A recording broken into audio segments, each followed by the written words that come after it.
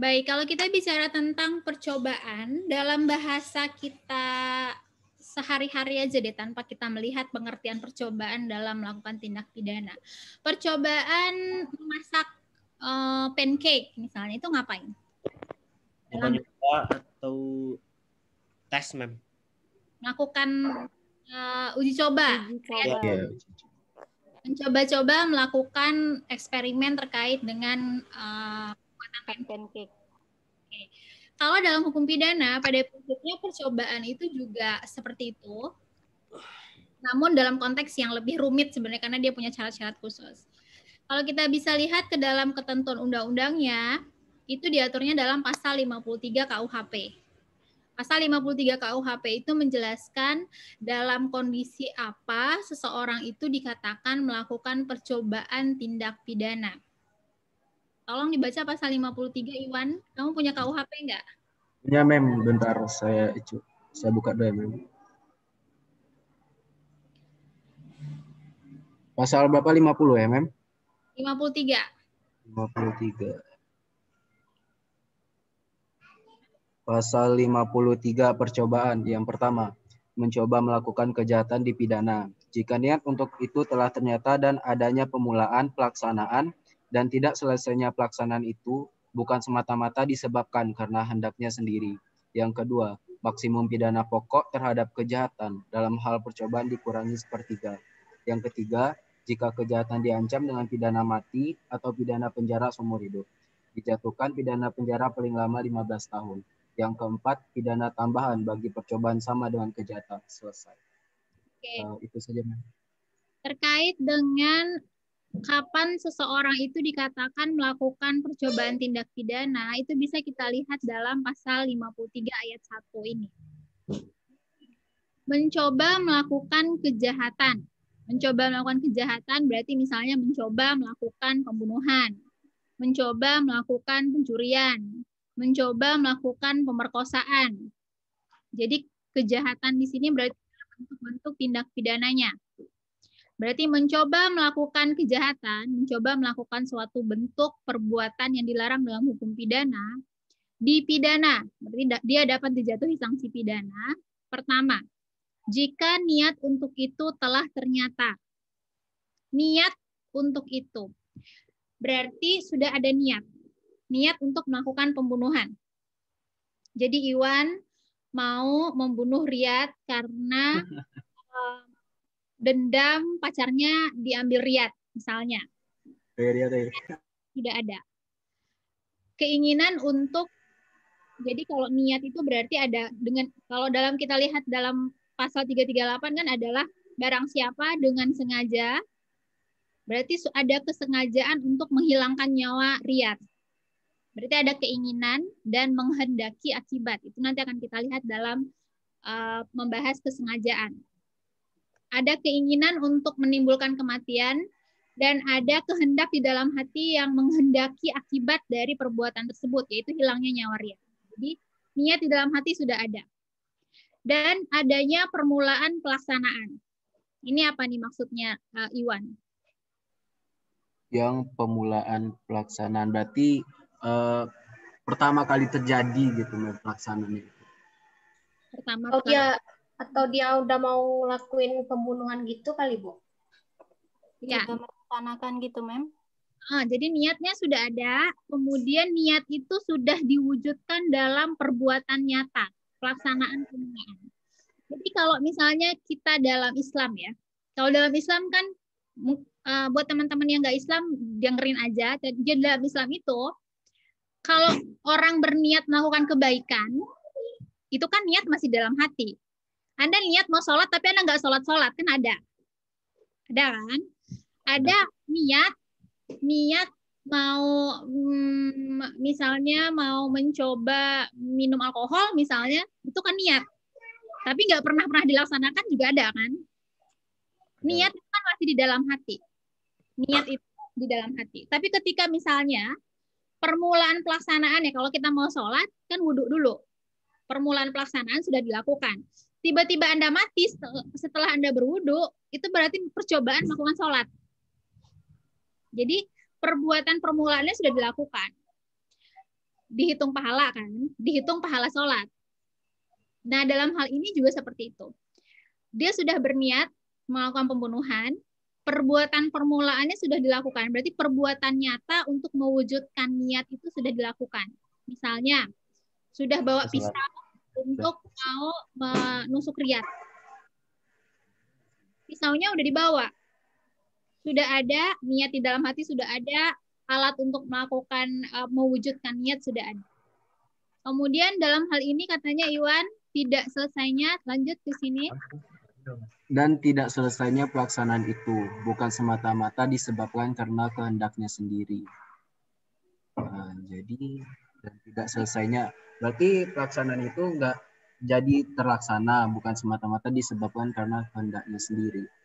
Maksudnya gimana tuh? Ada kendala di dalamnya mungkin. Berarti orangnya nggak jadi meninggal ya? Salah tafsir ini. Oh, berarti ada hal lain yang menyebabkan tindakan tersebut jadinya bukan karena dia gitu. Bisa jadi mungkin ketabrak gitu, bisa jadi segala macamnya. Yang penting bukan karena dia sendiri gitu. Kayak gitu sih, Menyebabkan pihak lain juga mungkin. Nah, Iman udah bawa pisau, ternyata riatnya ketabrak mobil orang. Iya, bisa jadi kan. Okay. Mungkin ada yang lain yang menafsirkan berbeda dengan pasal 53. Mungkin Tapi, dia Mem, meninggal karena ada faktor lain. Kata-katanya tuh susah, Maksudnya tuh gimana ya, Mem? Kenapa? Kayak terlalu baku gitu, Mem. Menurut Iwan sih, kalau pasal. Atau mungkin kayak gini, Mem. Kayak Dia kabur waktu dia mau dibunuh, Mem. Multi tafsir.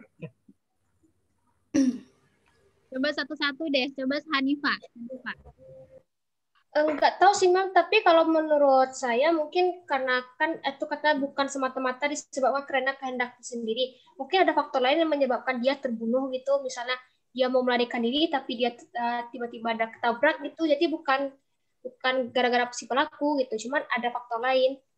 Takut multi tafsir ini sih, Mem, KUHP gini nih. Ya emang, undang-undang rata-rata. Menanggapi, Mem. Undang-undang rata-rata seperti itu, makanya Anda ketika jadi sarjana hukum, kemampuan Anda adalah membaca undang-undang. Memang itu adalah kemampuan yang harus bisa Anda acquire. Tapi katanya pasal ini tidak bisa dianalogikan, kan? Iya, makanya Anda harus memahaminya dengan baik. Jadi tidak selesainya pelaksanaan itu. Pelaksanaan itu ini yang dimaksud siap yang mana? Pelaksanaan yang mana? Yang percobaan pembunuhan tadi. Percobaan pembunuhan. Ini adalah pelaksanaan melakukan kejahatan kan? Apakah mau pembunuhan, apakah pencurian, ataukah pemerkosaan. Jadi yang tidak selesai itu pelaksanaan kejahatan ini. Bukan semata-mata disebabkan karena kehendaknya sendiri. Jadi tidak selesainya pelaksanaan tindak pidana itu bukan semata-mata disebabkan karena kehendaknya sendiri. Kehendaknya sendiri ini kehendaknya siapa? Kehendak si pelaku.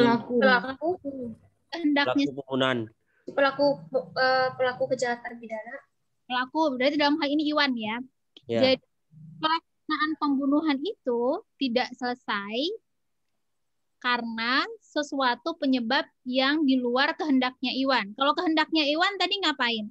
Bunuh saya, Mem. Tapi mau membunuh Riyad tadi, Mem, rencananya. Kehendaknya kan mau ternyata Riyadnya tertabrak sama mobil kan. Berarti itu tidak salah Iwan jadi, Mem. Oke. Tapi nggak ada kaitannya dengan Riyad sebenarnya. Tidak selesainya pembunuhan tersebut bukan semata-mata disebabkan karena kehendaknya sendiri. Jadi dalam hal ini, pelaksanaan itu tuh tidak selesai bukan karena faktor internal dari Iwan. Berbeda misalnya kalau Iwan udah bawa pisau, niat, udah bawa pisau, tiba-tiba insyaf. Nggak jadi. Masya Allah. Ya Allah, dapatkanlah hidayah gitu kan. Dapat hidayah tiba-tiba gitu. Bisa gitu ya?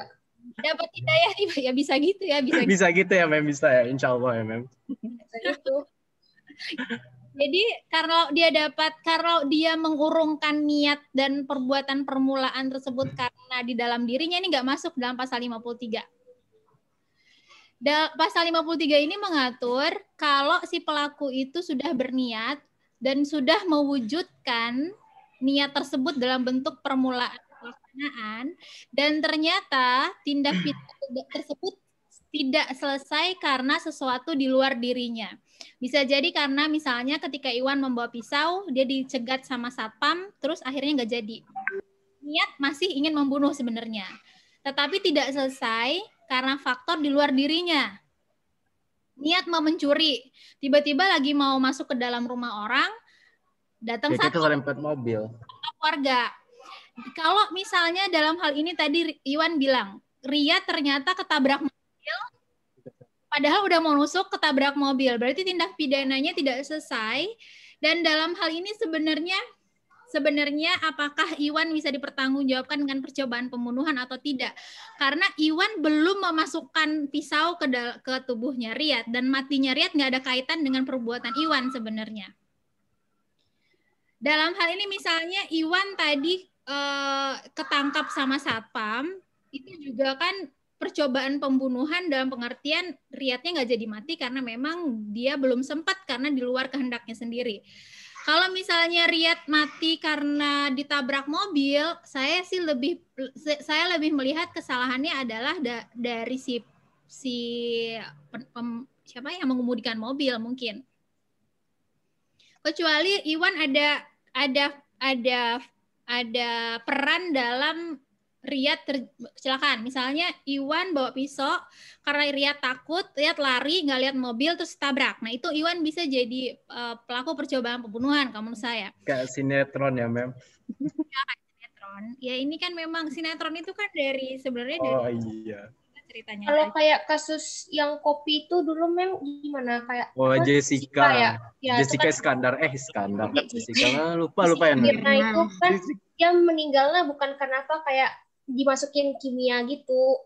Jadi itu kan masih belum keluar sekarang gitu. Paison. Sekarang belum keluar. Cyanida. Ya. Iya, sekarang belum keluar kan. Udah dipidana kan si Jessica-nya? 20 tahun, Mem. Udah, Mem. Udah kira ya. Udah, Mem. Dipidana. Dalam hal ini yang menjadi kontroversi adalah bukti nyata bahwa dia melakukan tindak pidana. Itu yang tidak bisa dibuktikan sebenarnya. Karena CCTV nggak ada saksi yang melihat dia memasukkan cyanidanya, dan kemudian hanya bukti-bukti penunjang aja yang bisa memberi petunjuk kepada hakim bahwa ada kesalahan pada Jessica.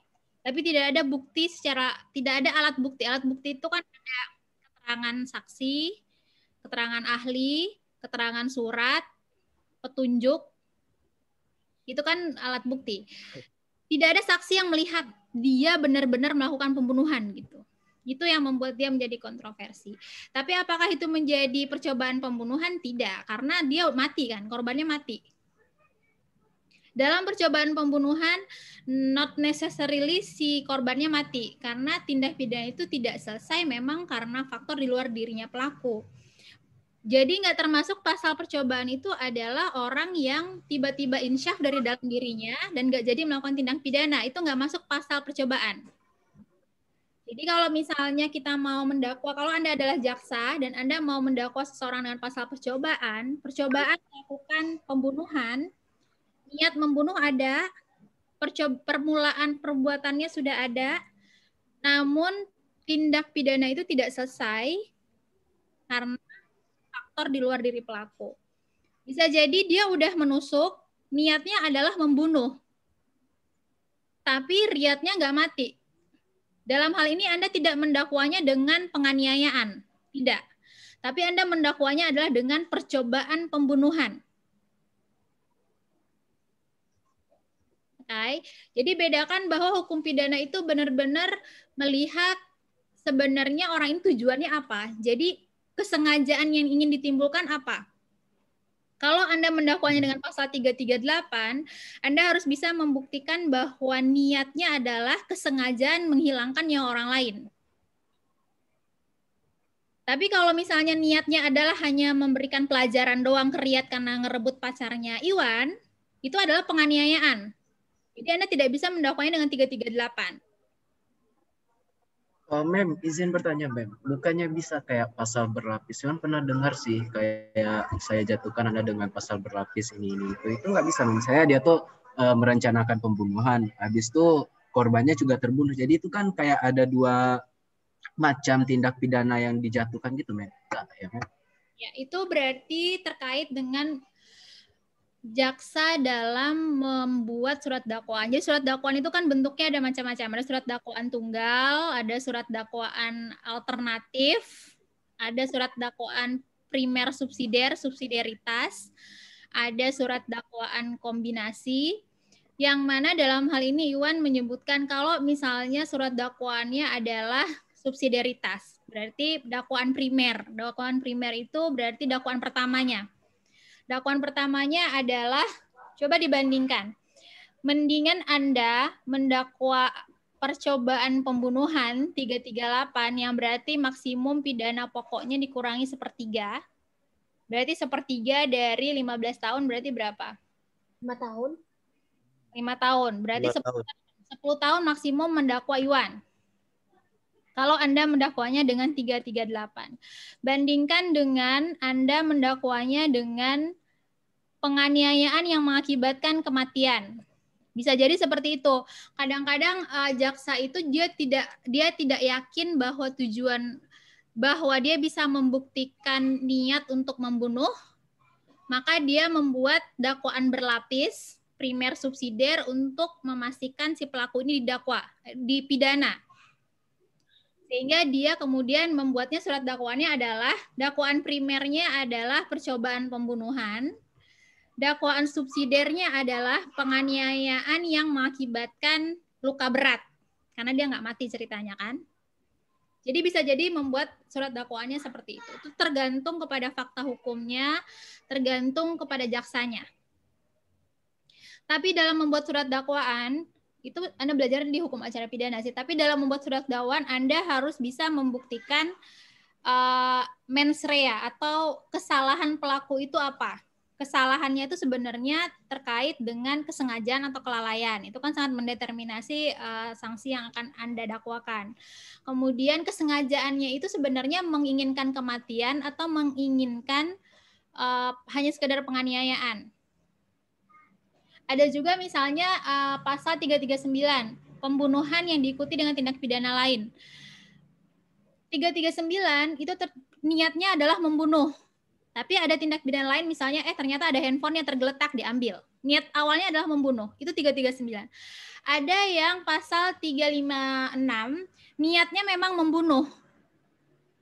Niatnya memang mencuri. Tapi untuk memudahkan dia mencuri, dia harus membunuh dulu. Jadi niat awal dari pelaku itu sangat penting untuk mendeterminasi Anda membuat surat dakwaan. Pasal-pasal yang akan Anda gunakan pun akan berbeda ketika niat dari si pelaku itu apa gitu. Jadi niat itu mendeterminasi bagaimana Anda mengelaborasikan surat dakwaan yang Anda buat nanti ketika Anda adalah jaksa. Dan pasal apa yang akan Anda dakwakan kepada si pelaku terkait dengan bagaimana fakta-fakta hukum dari kejadian tersebut.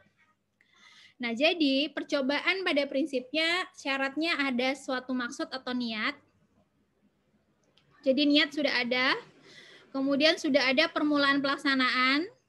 Kalau mau membunuh sudah ada pisau yang disiapkan atau udah mengundang Riyad minum kopi, udah menyiapkan sianidanya. Terus kalau misalnya mau memperkosa itu orang udah dibuka bajunya misalnya. Jadi pokoknya perbuatan pelaksanaannya udah dilaksanakan untuk mewujudkan niat tersebut. Yang syarat ketiga yang paling penting adalah perbuatan itu tidak selesai karena sesuatu yang di luar kehendak dari si sendiri. Niatnya masih ingin membunuh sampai selesai, tapi ternyata tidak selesai karena ya faktor-faktor di luar dirinya tadi. Itu syarat-syarat pasal 53 ayat 1. Mem, izin bertanya, Mem. Oke, ya Humairah. Nadila, Mem, Nadila. Oh, Nadila. Okay. Semisal, Mem, kan itu kasusnya misalnya pemerkosaan, terus yang korban itu koma, Mem. Itu jatuh hukuman kepada si pelaku kan percobaan tuh, Mem. Soalnya kan dia nggak jadi meninggal. Percobaan pembunuhan. Nah, terus kalau misalnya sebelum kemudian dia meninggal gimana, Mem? Ini pemerkosaan apa pembunuhan sih ini? Pemerkosaan, tapi menyebutkan dia tuh koma, Mem. Pemerkosaan. Dia niatnya memperkosa? Ya. Dia namanya orang memperkosa kan nggak tahu, Mem, dia mau apa gitu kan. Oke, terus? Nah, terus menyebabkan si korban ini koma, Mem. Menyebabkan Terus si Mungkin korban dia koma. Si korban koma, apakah jatuhan hukumannya itu nanti pembunuhan atau apa? Soalnya sebulan kemudian si korban meninggal, Mem. Oke. Niat awalnya adalah melakukan pemerkosaan, tapi ternyata dia melakukan penganiayaan juga berarti ya, sehingga dia pingsan. Kenapa? Karena dia sangat shock atau karena dia melakukan penganiayaan fisik? Nya yang mana ini? Melakukan penganiayaan fisik sampai dia tuh bisa koma, Mem. Kan ada tuh Mem kasus yang sampai orangnya tuh memang benar-benar ya terluka lah istilahnya, Mem, pemerkosaannya tuh, Mem. Ya.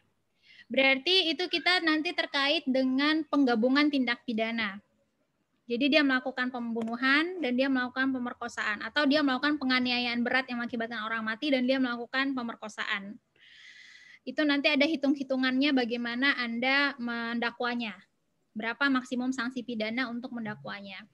Itu adalah gabungan tindak pidana. Jadi dia melakukan beberapa tindak pidana pada waktu yang bersamaan gitu ya, Nadila ya? Ya, Mem.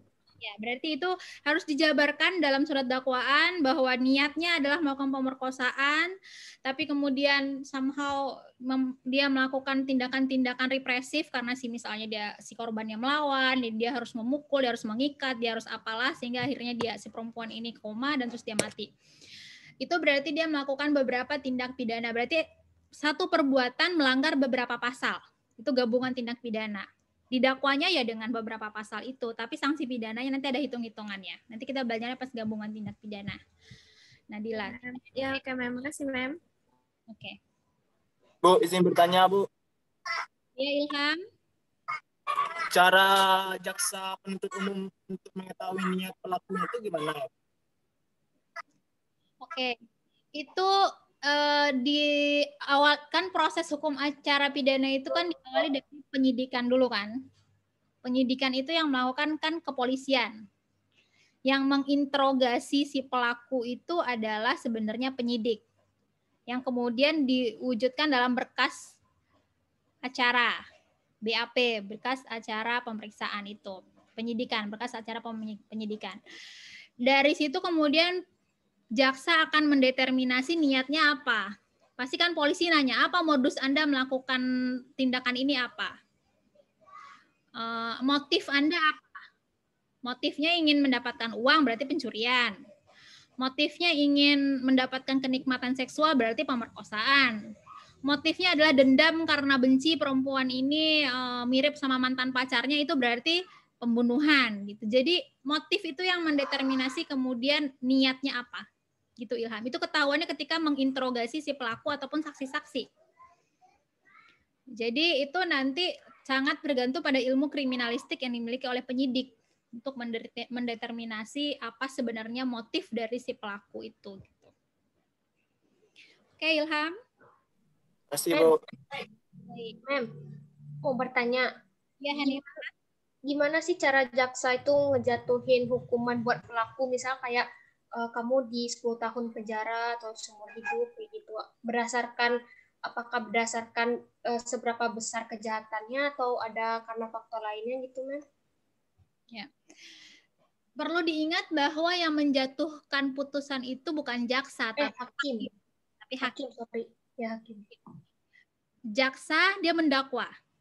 Terbukti bersalah melakukan tindak pidana pembunuhan, melanggar pasal 338 KUHP, unsur-unsurnya, barang siapa, terbukti. Dengan sengaja, terbukti. Menghilangkan nyawa orang lain, terbukti. Kemudian setelah dibuktikan, itu kan berarti surat dakwaan ya, dalam surat dakwaan. Hanifah, misalnya Hanifah adalah jaksa. Dalam surat dakwaan, Hanifah membuat bahwa semua unsur-unsur dalam pasal itu telah terbukti menurut fakta-fakta hukum yang ada. Kemudian Anda pergi ke persidangan, Anda membuktikan di depan hakim, misalnya hakimnya adalah Hana. Hana kemudian mendengarkan penjelasan dari Hanifah bahwa tadi Iwan melakukan pembunuhan dan semua unsur-unsur telah terbukti. Pasal 338, percobaan melakukan pembunuhan.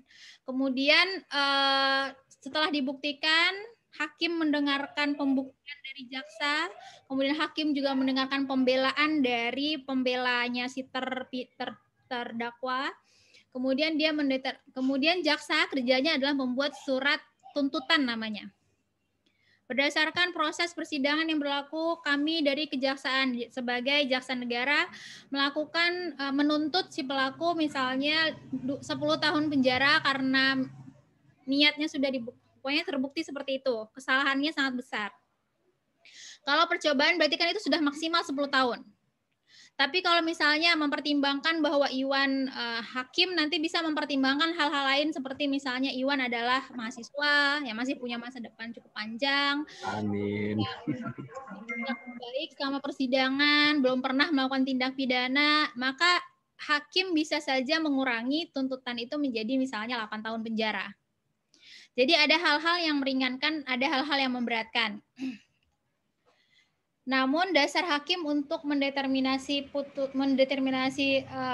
pidana itu adalah dari landasan yuridis. Landasan yuridis itu adalah surat dakwaan dari jaksa. Dan juga landasan non yuridis. Landasan non yuridis itu hal-hal yang bersifat psikologis tadi, kayak misalnya berperilaku baik, dia adalah kepala keluarga yang memiliki tanggungan, seperti itu bisa menjadi pertimbangan untuk meringankan. Jadi hakim dalam hal ini dia mendeterminasi landasan yuridis. Landasan yuridis adalah surat dakwaan jaksa. Dia tidak boleh mendakwa seseorang, misalnya jaksanya mendakwa pasal 338 terus hakimnya bilang bukan 338 ini 3 penganiayaan, ini nggak boleh. Karena hakim itu hanya memeriksa berdasarkan tuntutan dari jaksa, berdasarkan surat dakwaan yang dibuat oleh jaksa. Dia nggak bisa membuat sendiri dakwaannya. Jadi dia harus berdasarkan pada surat dakwaan. Yang kedua alasannya adalah alasan non yuridis tadi. Makanya kenapa Anda lihat misalnya Pinangki yang biasanya seksi-seksi, dia kalau ke persidangan pakai jilbab syar'i gitu. Itu tuh untuk membuat psikologi hakim tuh kayak oh ya dia orang baik gitu. Karena memang hakim itu dia punya punya kewenangan subjektif untuk membuat putusan yang tidak bisa diganggu-gugat oleh siapapun. Gitu. Jadi memang apa dasarnya hakim membuat putusan, yaitu tadi surat dakwaan sebagai landasan yuridis. Yang berikutnya adalah landasan non yuridis tadi, hal-hal yang bersifat psikologis tadi itu. Oke, Hanifah? Oke, makasih, Men. Baik, nah menurut Memori van Telachting, ini kayak penjelasan KUHP-nya Belanda. Jadi percobaan itu telah dimulainya perbuatan atau tindakan. Jadi perbuatannya itu sudah harus diwujudkan dalam perbuatan nyata, tetapi tidak atau belum selesai tindakan pelaksanaan kejahatan atau telah dinyatakannya niat untuk melakukan suatu kejahatan dengan permulaan atau tindakan pelaksanaan. Jadi pada prinsipnya niat ada dan kemudian sudah diwujudkan. Itu adalah percobaan melakukan tindak pidana. Selanjutnya disebutkan dalam pasal 53 ayat 2 bahwa maksimum pidana pokok itu berarti kan sanksi pidana yang dijatuhkan. Pidana pokok itu kan bentuknya ada penjara, pidana mati, penjara, pidana denda, pidana kurungan, pidana tutupan. Maksimum pidana pokok terhadap kejahatan dalam hal percobaan dikurangi 1/3. Jadi kalau misalnya dia adalah pembunuhan, maka sanksinya dikurangi 1/3.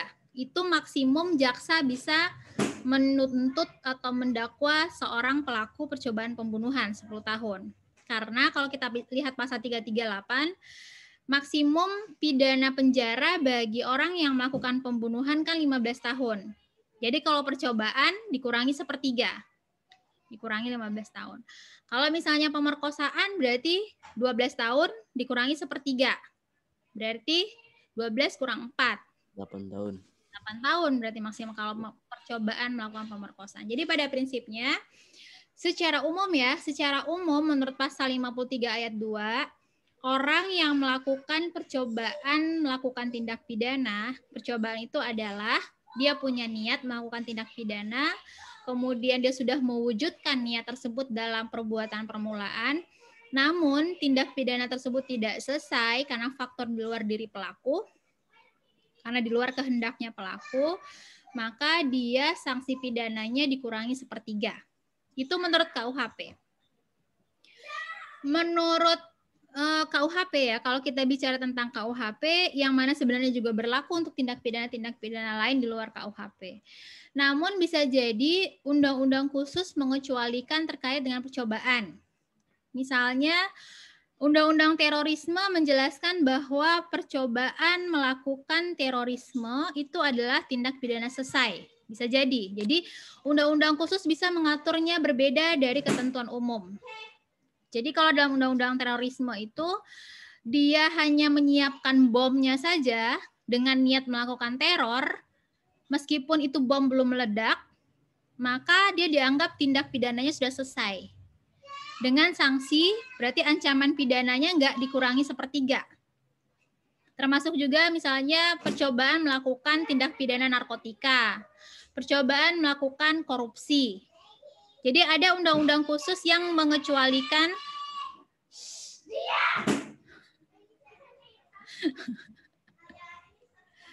maaf ya, anak saya lagi main berdua jadi dia heboh.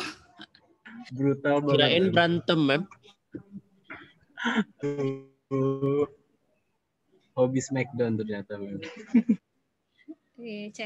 Cewek-cewek aja begitu hebohnya kalau cowok.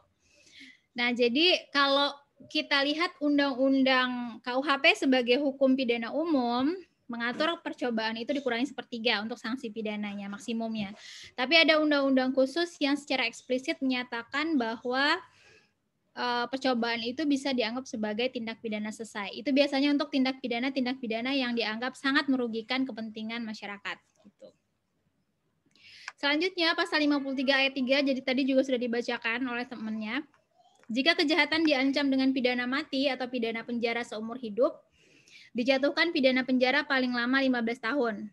Jadi kalau dia ancamannya adalah pidana mati, misalnya melakukan makar, percobaan melakukan makar, maka itu sanksi pidananya adalah, kan kalau pidana mati kan nggak ada sepertiganya berapa dong. Nah, jadi dijelaskan dalam pasal 53 ayat 3 itu adalah 15 tahun. Oke, selanjutnya pasal 53 ayat 4, pidana tambahan bagi percobaan sama dengan kejahatan selesai. Ini maksudnya apa?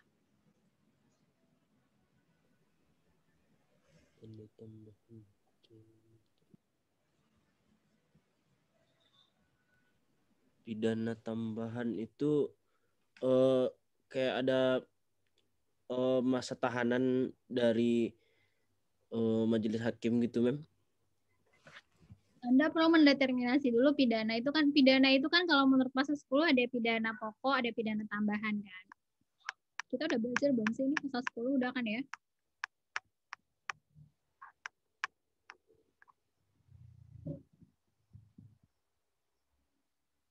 Nih.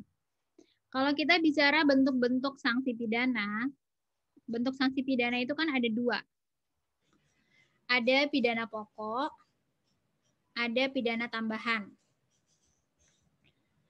Pidana pokok itu bentuknya adalah pidana mati, pidana penjara, pidana kurungan, pidana denda, pidana tutupan.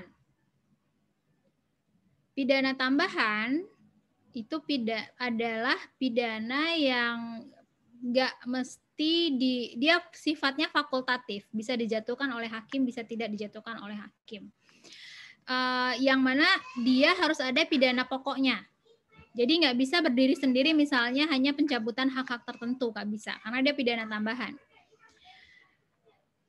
Misalnya pidana penjara diikuti dengan pencabutan hak-hak tertentu. Misalnya seorang ayah yang melakukan penganiayaan terhadap anaknya. Dia masuk penjara, terus hak asuh terhadap anaknya dicabut selama-lamanya misalnya. Itu adalah pidana tambahan bagi tindak pidana tertentu yang diberikan oleh hakim untuk menambahkan pidana pokok. Nah, jadi dalam pasal 53 disebutkan bahwa pidana tambahan bagi percobaan sama dengan kejahatan selesai. Kurangi hilangkan. Kalau ada pidana tambahannya. Nah, 54 menyatakan bahwa percobaan melakukan pelanggaran tidak dipidana. Kita sudah pernah membahas bahwa tindak pidana itu kan bentuknya ada dua. Ada pelanggaran. Kejahatan itu dilakukan dalam buku KUHP.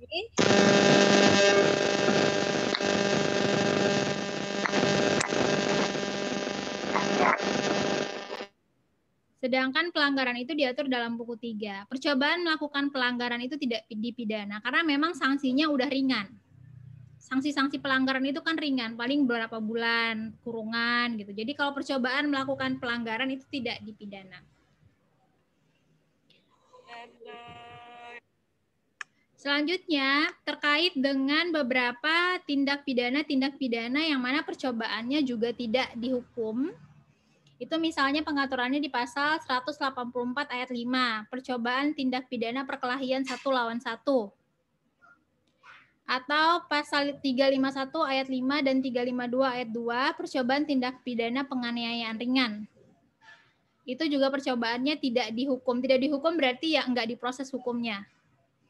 Atau pasal 302 ayat 4 KUHP, percobaan tindak pidana penganiayaan binatang. Jadi percobaan berarti nggak selesai. Percobaan penganiayaan berarti nggak dilakukan penganiayaannya. Penganiayaan. Izin bertanya, Mem. Apa?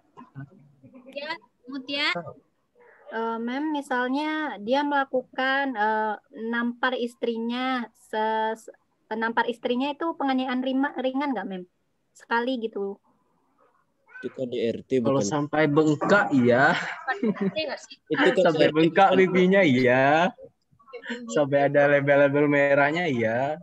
Itu ringan. Tapi kalau misalnya ringan, ditampar soalnya dengan sayang kan, ditampar dengan Masih sayang. ya ampun. Tunggulah dulu. Dia kan nampar istrinya nih, Mem. Cuma nampar doang gitu. Dia marah, habis itu besoknya dia marah, terus dia nampar lagi, Mem. Tapi sekali doang gitu. Apa itu bisa jadi penganiayaan berat nantinya, Mem? Tantangannya gitu. Oke, penganiayaan berat itu dideterminasi ketika dia tidak bisa melakukan aktivitas sehari-hari. Itu akan menjadi berat. Kalau misalnya dia masih bisa melakukan aktivitas sehari-hari, maka dia dianggap sebagai penganiayaan ringan. Gitu. Jadi kalau misalnya nampar, tapi istrinya masih bisa jalan, masih bisa belanja online, nah itu berarti dia masih penganiayaan ringan. Apalagi kalau tamparnya tampar sayang ya, Iwan ya. Nah, Iya sih. Iya, Mem. Mem pernah, Mem. Cerita lah sekali-sekali, Mem, ke kita-kita gitu kan. gimana Muti? Urusan rumah tangga. Kalau namanya nampar nggak ada yang sayang perasaannya. Ada loh, pengen. Ya, Ayo kalau sini. nampar itu keras gitu, Pak. Paling mukul gitu. Beda. Iya, Urusan kalau rumah tangga diem. Jadi pada prinsipnya apa yang mendeterminasi dia menjadi penganiayaan berat adalah ketika si korban tidak bisa melakukan aktivitas sehari-hari, penganiayaan berat. Gitu ya. Kalau sehari itu dia pingsan, Mem? Gara-gara ditampar itu, Mem, gimana? Sehari itu doang. gila nama itu, Mem. KDRT itu, Mem. Itu udah gila nama itu, Mem. Itu pakai tenaga dalam itu nampar kayak begitu. Nampar pakai tenaga dalam. Sampai pingsan sehari. Tapi kalau sandiwara bisa, Mem, yang kayak di Indosiar gitu kan. Baru tamparan angin langsung pingsan gitu. Mem, bertanya yang sekali, Mem. Dulu Iwan pernah dengar berita, Mem. Bentar dulu. Belum selesai, aku sabar lah. Lanjut. Kalau dia menampar nih nggak terlalu keras, tapi misalnya istrinya shock terus dia pingsan gitu ya. Pingsan terus sampai dia nggak bisa melakukan aktivitas sehari-hari. Kok yang geli Iwan ya? Ya kan bisa aja, orang kan psikologi ya. Jadi mungkin dia efek dari penamparan itu mungkin secara psikologi membuat dia shock dan terus dia jadi pingsan seharian gitu. Benar-benar pingsan ya, bukan pura-pura pingsan karena dia ngambek ditampar suaminya ya. Pulangkan saja pada ibunya. Pulangkan saja pada ibuku kalau itu sih. Ya, jadi kalau itu kita harus balik lagi ke teori kausalitas kemarin, Mutia. Kalau kita bicara kausalitas, misalnya orang itu benar-benar mengakibatkan akibat itu. Jadi kan ada orang yang misalnya dia nabrak, yang ditabrak itu cuma kaki kelindes, tapi dia punya penyakit lain sampai dia mati. Itu dalam sebuah perkara hakim nggak bisa mendakwa dia dengan pidana pembunuhan. Karena yang kelindes itu sebenarnya cuma kaki. Secara medis kaki kelindes itu nggak membuat orang mati. Tapi memang dia sudah punya penyakit di dalam dirinya yang membuat dia misalnya sakit jantung terus dia tiba-tiba kaget, dia mati gitu. Jadi penyebab matinya bukan karena dia kelindes kakinya oleh motor, tapi lebih karena dia punya penyakit. Sehingga dalam hal ini kalau menurut saya ya, penamparan mungkin kalau dia Bruce Lee yang punya tenaga yang seperti apa, mungkin kalau suaminya itu hanya menampar aja, supposedly dia nggak akan sampai pingsan seharian sih. Tapi kalau ternyata efeknya secara dalam kenyataannya menimbulkan efek yang sangat berat bagi si korban, itu bisa jadi dia menjadi penganiayaan tapi nggak penganiayaan ringan juga mungkin ya. Tergantung kasusnya sih, tergantung fakta hukum yang ketemu di lapangannya. Bagaimana kondisi si istrinya pada saat dia pingsan, apakah karena memang pukulan yang sangat keras atau karena memang dia shock secara psikologis gitu. Itu perlu dibuktikan secara medis, nggak bisa kita menebak-nebaknya aja. Karena hukum pidana kan kita udah belajar kausalitas. Akibat itu harus ditimbulkan oleh penyebab. Yang menyebabkan dia pingsan apakah karena pukulan atau karena dia secara psikologi shock gitu. Jadi hubungan sebab akibatnya perlu dideterminasi oleh jaksa. Harus membuktikan itu. Gitu ya. Oke, Mem. Terima kasih, Mem. Oke, tadi Saran Iwan. maut. Gini pertanyaan. Yang nomor 3 ini percobaan tindak pidana penganiayaan hewan. Jadi pernah Iwan dengar dulu atau SMP? Nggak salah seorang bapak-bapak umur 50 tahun memperkosa seorang simpans. Itu gimana cara tuh, Mem? Iwan serius loh, Mem. Itu makanya saya pertanyaan sampai sekarang, itu asli nggak, Mem? Ya seandainya asli itu bisa ditindak apa enggak, Mem? Oke, kalau bagaimana caranya saya nggak tahu ya, Iwan. Bisa ditindak dalam hukum pidana bisa. Itu kan penganiayaan terhadap binatang. Tapi bagaimana cara dia memperkosa simpanse, saya nggak tahu gimana caranya. Tapi apakah kemudian si kakek-kakek yang memperkosa simpanse bisa dikenakan sanksi pidana? Bisa. Karena itu penganiayaan terhadap binatang kan. Jadi bisa dipidana. Tapi nomor 3 ini maksudnya apa, Mem?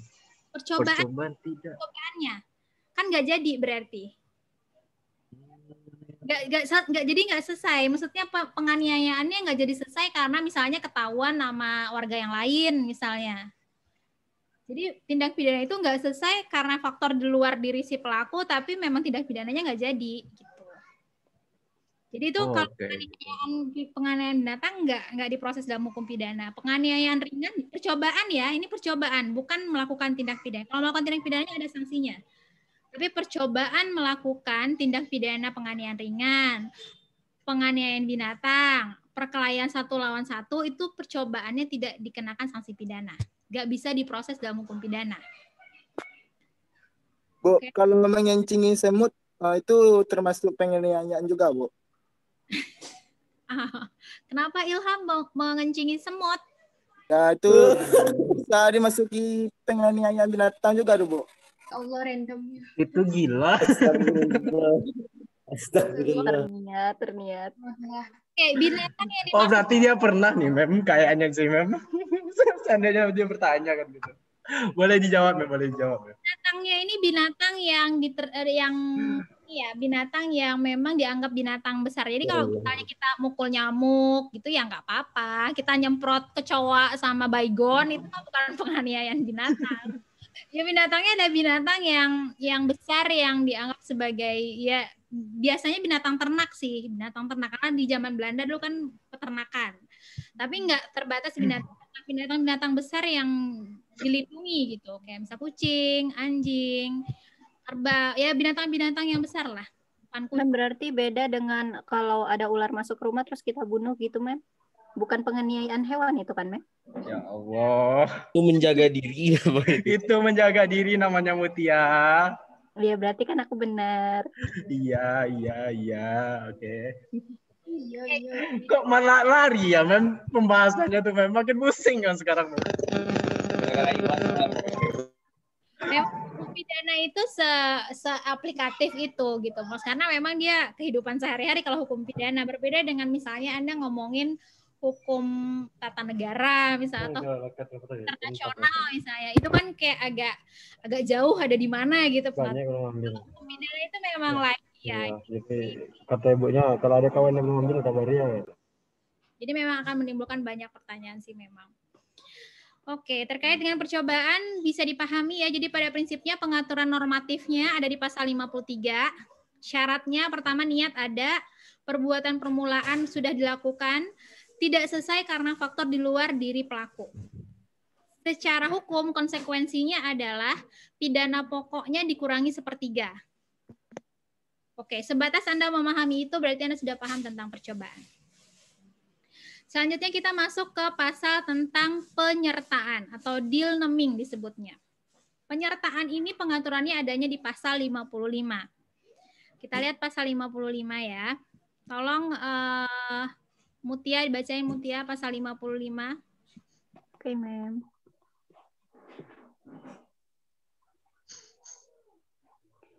Pasal 55 mengenai penyertaan dalam tindak pidana. Yang pertama, dipidana sebagai pelaku tindak pidana. Ayat poin 1, mereka yang melakukan, yang menyuruh melakukan, dan yang turut serta melakukan perbuatan. Poin kedua, mereka yang dengan memberi atau menjanjikan sesuatu, dengan menyalahgunakan kekuasaan atau martabat, dengan kekerasan, ancaman atau penyesatan, atau dengan memberi kesempatan, sarana atau keterangan, sengaja menganjurkan orang lain supaya melakukan perbuatan. Yang kedua, terhadap penganjur hanya perbuatan yang sengaja dianjurkan sajalah yang diperhitungkan beserta akibat-akibatnya. Oke, bisa dijelaskan? Dalam pasal 55 ini penyertaan disebutkan para pelaku tindak pidana yang dapat dipidana adalah mereka yang melakukan, yang menyuruh melakukan, dan yang turut serta melakukan perbuatan. Terus yang kedua adalah mereka yang dengan memberi atau menjanjikan sesuatu, dengan menyalahgunakan kekuasaan atau martabat. Ini seperti pejabat yang menyuruh seseorang untuk melakukan sesuatu perbuatan tindak pidana seperti pembunuhan, baik dengan kekerasan, ancaman atau penyesatan, dan dengan memberi kesempatan, memberi sarana atau keterangan seperti menciptakan situasi di mana orang yang disuruh pejabat tadi membunuh dapat melakukan pembunuhan, sarana atau keterangan, memberikan sarana seperti ia memberikan pistol kepada orang yang ia suruh untuk membunuh tadi, dan sengaja menganjurkan orang lain supaya melakukan perbuatan, yaitu berarti emang niatnya sengaja dari diri dia sendiri, dari diri dia sendiri, bukan dari orang lain, dari diri pejabat itu tadi. Lalu terhadap penganjur ini, orang yang menyuruh melakukan tadi ini hanya perbuatan yang sengaja dianjurkan saja yang diperhitungkan. Maksudnya misalnya pejabat ini tadi menyuruh membunuh, enggak taunya yang disuruh membunuh ini juga mencuri, berarti pejabat tadi hanya dikenai pasal mengenai percobaan pembunuhan, pembunuhan berencana gitu, Mem. Oke. Kita lihat satu-satu ya. Kalimat yang pertama ini dipidana sebagai pelaku tindak pidana. Pelaku tindak pidana itu kan berarti orang yang melakukan tindak pidana. Dipidana sebagai pelaku tindak pidana. Dipidana, diberikan sanksi pidana. Sebagai pelaku tindak pidana, berarti kedudukannya ada sebagai pelaku tindak pidana. Pertama yaitu mereka yang melakukan. Mereka yang melakukan berarti orang yang secara nyata melakukan tindak pidana, let's say pembunuhan. Yang paling gampang pembunuhan misalnya. Berarti kalau tadi kita contohin Iwan menusuk Riyad, maka pelakunya adalah Iwan.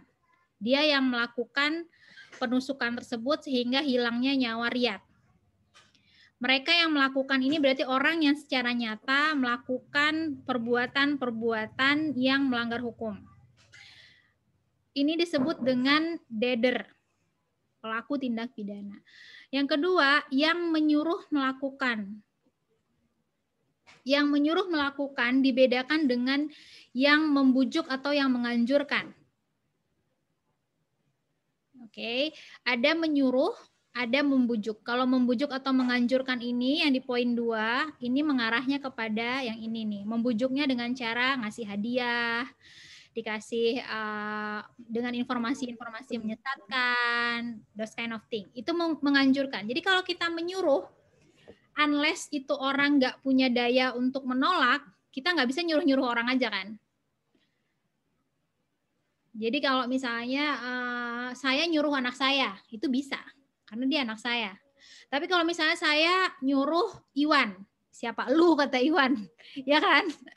Nah, jadi dalam hal ini menyuruh yang ada di sini, yang menyuruh melakukan, ini menurut teori adalah menyuruh orang yang tidak bisa dipertanggungjawabkan dalam hukum pidana. Siapa orang yang tidak bisa dipertanggungjawabkan dalam hukum pidana? Anak kecil, orang gila.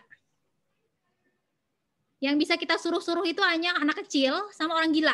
Jadi kalau Anda saking bucinnya disuruh-suruh apa caranya mau, berarti Anda udah masuk dalam kategori anak kecil atau orang gila dalam hukum pidana. Oke. Jadi intinya menyuruh itu hanya bisa dilakukan terhadap seseorang yang tidak memiliki kemampuan bertanggung jawab dalam hukum pidana. Siapa yang tidak bisa bertanggung jawab dalam hukum pidana?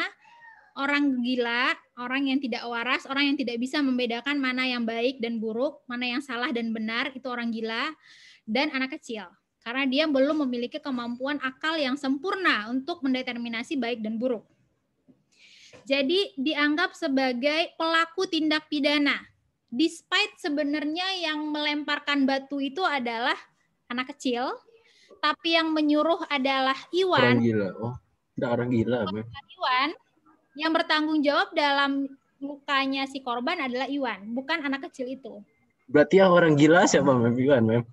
Kalau di kasus ini, bukan. Maksudnya gini, Iwan menyuruh orang gila untuk lempar batu ke mutiara, misalnya. Jadi yang bisa dipertanggungjawabkan bukan orang gila nggak bisa dipertanggungjawabkan meskipun yang melempar secara fisik adalah orang gila. Bisa orang dipraktekkan sekali-sekali ya, Mem. Mungkin kalau udah mulai offline kan gitu, bayar orang. Nanti kena pasal 55 kamu. Jadi dalam hal menyuruh melakukan, yang disuruh adalah orang yang tidak dapat dipertanggungjawabkan, yaitu orang gila dan anak kecil. Terus selanjutnya, Mem, dikit. Ya, Muti. Kalau tadi kan Iwan ngelempar batu ke mutiara, anggap gitu kan, Mem? Orang gila. Dia nyuruh orang gila ngelempar batu ke Mutia. Terus Mutia tahu kalau si Iwan ini ngelempar batu kan, Mem? Mumpung Iwan ada di situ, Mutia lempar balik, itu dapat tindak pidana juga, Mutia nggak, Mem? Oh, sama-sama masuk penjara aja nggak apa-apa, Mem. Ya, nerima. Jadi Iwan nyuruh orang gila melempar mutiara. Iwannya tapi ada di dekat situ. Terus Mutiara kena lempar sama orang gila, Mutiara lempar balik Iwan. Ya sama-sama kena sanksi pidana lah. Dalam hukum pidana itu tidak ada balas dendam. Kalau Anda melakukan kesalahan ya Anda dipidana. Kan tidak ada pembelaan diri di situ. Itu perbuatan itu bukan untuk membela diri. Jadi itu ada perbuatan yang dilakukan karena kebencian kan? Oke, Mem. Ada kesalahan di situ. Kalau ada kesalahan, perbuatannya ada, mens rea-nya ada, bisa dipertanggungjawabkan dalam hukum pidana. Oke, jadi dalam hal ini kita bisa lihat dipidana sebagai pelaku tindak pidana. Pertama, orang yang benar-benar melakukan. Ada actus reus, ada perbuatannya, ada mens rea, ada kesalahannya. Dia bisa dikenakan sanksi pidana sebagai pelaku. Yang kedua, orang yang menyuruh orang lain melakukan tindak pidana. Yang disuruh adalah orang yang tidak bisa dipertanggungjawabkan dalam hukum pidana, which adalah anak kecil dan orang gila. Yang ketiga, turut serta melakukan perbuatan. Siapa ini?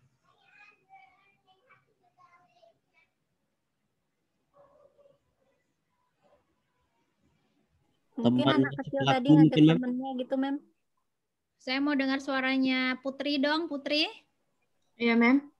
Kira-kira siapa ini, Put? Pelaku tindak pidana, Mem. Ikut serta juga. Pelaku tindak pidana. Dalam hal ini apa bedanya dengan yang melakukan? Yang melakukan tadi orang yang disuruhnya tuh, Mem. Contohnya kayak orang gila tadi, Mem. Enggak, yang disuruh itu terkaitnya dengan yang menyuruh melakukan. Ini kan ada 3 nih. Pertama, orang yang melakukan, orang yang menyuruh melakukan, turut serta melakukan. Ada 3 orang yang Turut serta melakukan ini, dia bersama orang gila tadi, Mem, berdua gitu.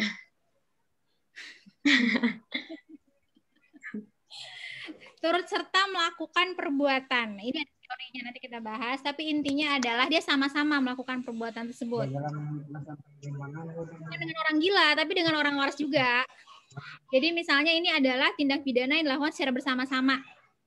Iwan, Riyad, Ilham sama-sama melakukan pencurian. Di awal berniat melakukan pencurian. 3-tiganya bisa dianggap sebagai Turut serta melakukan perbuatan. Turut serta melakukan perbuatan berarti dia secara bersama-sama melakukan tindak pidana tersebut. Ini ada teorinya, ada teori yang secara material, ada teori secara formil. Tapi intinya dia melakukan Gimana bro? Bisa kita bahas teorinya. Nah, bentuk keempat. Nih. Iwan, tolong di-mute Iwan. Oke. Oke. Yang keempat, jadi pertama dipidana sebagai pelaku tindak pidana. Berarti dipidana sebagai pelaku tindak pidana itu dia ada di level yang sejajar dengan pelaku. Meskipun dia bukan pelaku. Pertama, dia pelaku sendiri, ya pasti. Yang kedua, dia menyuruh. Dia nggak melakukan apa-apa, tapi dia menyuruh orang lain melakukan, orang gila dan anak kecil, maka dia bisa dikenakan sanksi pidana sebagai pelaku. Jadi kalau misalnya Iwan menyuruh orang gila untuk menusuk, yang dipidana bukan orang gila, tapi Iwan. Atau Iwan menyuruh anak kecil untuk nyuri, yang dipidana bukan anak kecil, tapi Iwan. Itu berarti masuknya dalam kualitas menyuruh melakukan. Jadi Anda sebagai jaksa, Anda menjelaskan kedudukannya adalah sebagai orang yang menyuruh melakukan pencurian. Orang yang menyuruh melakukan penusukan, penganiayaan gitu. Jadi Anda harus menjelaskan posisi si pelaku sebagai apa. Selanjutnya turut serta melakukan. Turut serta melakukan berarti di awal secara bersama-sama sudah berniat untuk melakukan suatu tindak pidana secara bersama-sama. Semua orang yang ada dalam komplotan tersebut dianggap sebagai turut serta melakukan. Berarti dianggap sebagai pelaku tindak pidana. Meskipun dia tidak memenuhi semua unsur pasalnya, ada 2 teori kita masuknya nanti. Ada teorinya nanti aja. Jadi yang keempat adalah orang yang membujuk atau menganjurkan. Kalau membujuk menganjurkan, Anda harus menggunakan means tertentu atau tools tertentu untuk bisa membujuk. Ya kan? Oh nanti gue kawinin deh. Nanti gue kasih uang 10 juta gitu. Itu kan membujuk dengan hadiah, menjanjikan sesuatu. Itu membujuk.